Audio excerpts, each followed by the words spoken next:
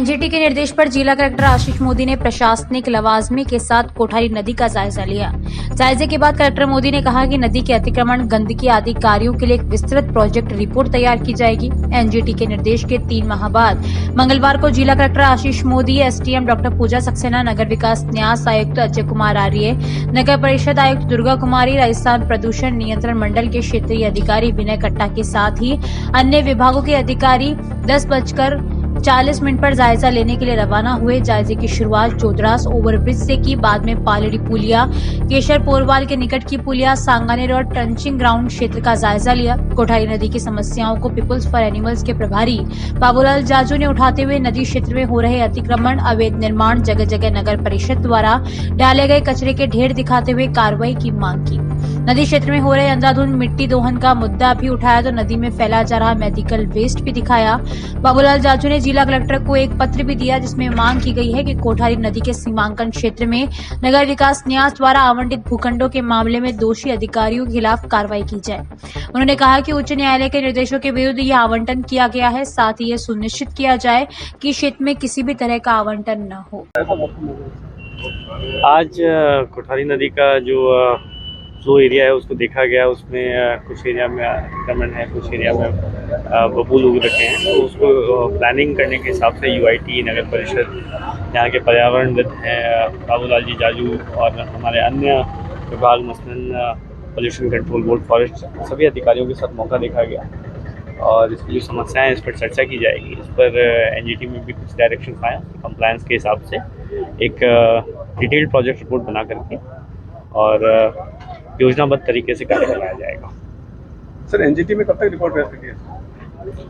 NGT में हमने time मांगा था और चूँकि बारिश के दौरान 2 बार हमारा टूर भी कैंसिल हो गया था और बारिश के फ्लो जब ज़्यादा होता है उस समय मूवमेंट भी थोड़ा रिस्ट्रिक्टेड हो जाता है, इस वजह से थोड़ा डिले हुआ है। जल्दी रिपोर्ट पेश कर देंगे। सर, यूआईटी ने जो गवर्नर आवंटन किए थे उसके पीछे ग्रीन बेल्ट बता रखी है, लेकिन ग्रीन बेल्ट के नाम पर बात कुछ भी नहीं सर, और भी देखा होगा मौका था। ये पुराने आवंटन है, इसको चेक कराना पड़ेगा। चेक करा करके उसके बाद take up on that. Sir, कई जगह अतिक्रमण भी है, मलबा भी पड़ा हुआ है।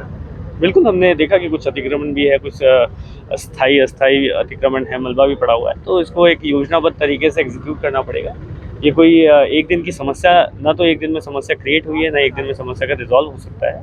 तो इसको सभी अधिकारियों को साथ लेकर के योजनाबद्ध तरीके से क्रियान्वित करेंगे। सर, यूआईटी की जो निर्माण कार्य जो भी चल रहे हैं पुलिया के दोनों जगह पे बड़े बड़े काम चल रहे हैं सर, उसको मॉनिटरिंग के लिए कुछ स्पेशल करने वाले हैं सर? इसमें यूआईटी के जो काम चल रहे हैं उसके लिए क्वालिटी कंट्रोल टीम है और बीच में ऐसी कुछ शिकायत आई थी कि जो वर्क प्रॉपर क्वालिटी का नहीं हुआ है तो उसको दोबारा अधिकारियों को निर्देशित किया गया था।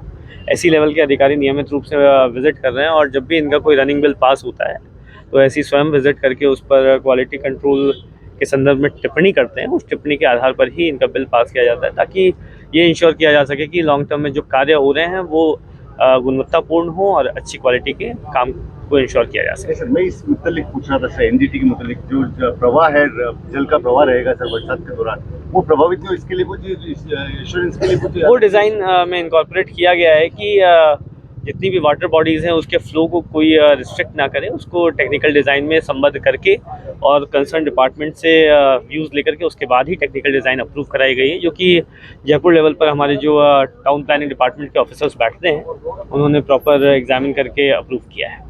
सर, शहर का गंदा पानी जो है कोठारी नदी में आके मिल रहा है, उसको कब तक की संभावना है कि अपन इसको रोक पाएंगे? सीवरेज का काम शहर में चल रहा है और लगभग पूर्णता की तरफ है।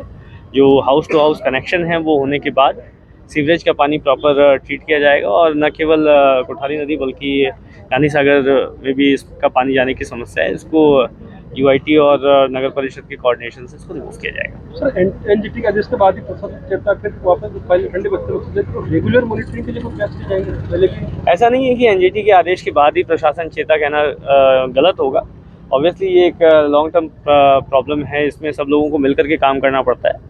तो सभी इकाई, चाहे वो ट्रिब्यूनल्स हो, चाहे जुडिशरी हो, प्रशासन हो, पॉलिटिशियंस हो, मीडिया हो, सब लोग एक इकोसिस्टम का पार्ट होते हैं और सब अपना अपना रोल निभाते हैं। किसी एक इकाई को बहुत ज़्यादा तवज्जो देना या किसी एक इकाई को बहुत ज़्यादा कमतर आंकना सही नहीं होगा। नदी भीलवाड़ा की लाइफलाइन है।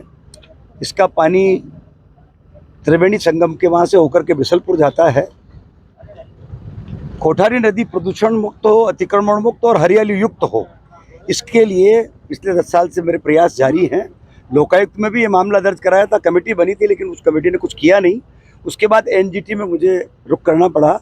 और बहुत बढ़िया बात यह कि कोठारी नदी पर जिला प्रशासन, खासकर जिला कलेक्टर मोदी जी काम शुरू किया है। मेरी मानसिकता ये है कि कोठारी नदी के किनारों पर सबसे पहले तो सीमांकन करा करके इसका अतिक्रमण हटाया जाए। दूसरा, इसमें जो शहर का कचरा, मलबा, कृषि उपज मंडी का कचरा या अन्य जो कचरा डाला जा रहा है वो पूर्णतया रुके।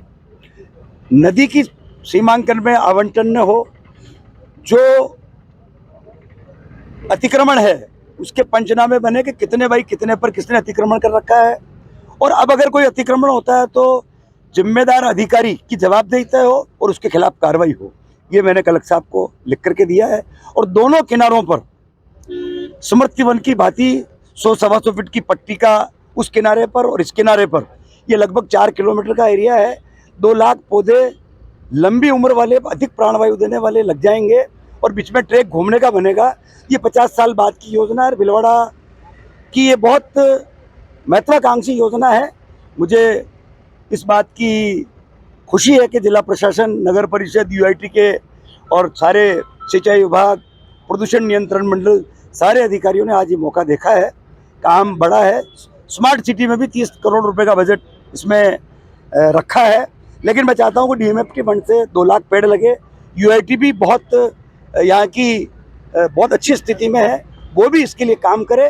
और रिवर फ्रंट के रूप में सीमेंट कंक्रीट का जंगल न हो, सीमेंट कंक्रीट का काम कम हो, प्राकृतिक रूप से ये कोठारी नदी का पूरा स्वरूप जो बिगड़ा हुआ है इसको निखारने का काम एनजीटी के आदेश से हो, ऐसी मेरी भावना है। लोग इसका आनंद लें, प्राणवायु देगी ये कोठारी नदी, और साफ पानी भरा रहेगा। जो प्रवासी परिंदे जो यहाँ आते थे, पक्षी जिनका आना कम हुआ है, पुनः उन पक्षियों का आना जाना भी होगा, तो ये एक बहुत रमणीक पर्यटन स्थल का रूप ले लेगी कोठारी नदी, ऐसी मुझे आशा है। जज साहब, आप भी कई बार यहाँ कोठारी नदी का कलेक्टर साहब को दौरा करा चुके हैं, लेकिन धरातल पे कोई काम नहीं होता, इसके लिए क्या करें? देखो, मैं कोर्ट में जा करके ये लड़ाई लड़ सकता हूँ। अब ये कोई कुश्ती लड़ने वाला तो काम है नहीं। मेरी कागजी कार्रवाई में कोई कमी हो तो मैं तो आपके सामने तैयार हूँ। भाई देखो, क्या है होता ही तो है ही, प्रशासन के समय से एनजीटी में गया है, इसलिए एनजीटी इसी के लिए काम करती है और बड़ा बड़ा जुर्माना लगाती है। अगर नहीं करेगी तो पुनः वापस आप लोगों के सहयोग से कार्रवाई अमल में लाएंगे और कोठारी को अतिक्रमण प्रदूषण मुक्त करा करके हरियाली युक्त और लोगों के प्राणवायु का केंद्र बनाने की मेरी इच्छा है। आप लोगों के सहयोग से करेंगे।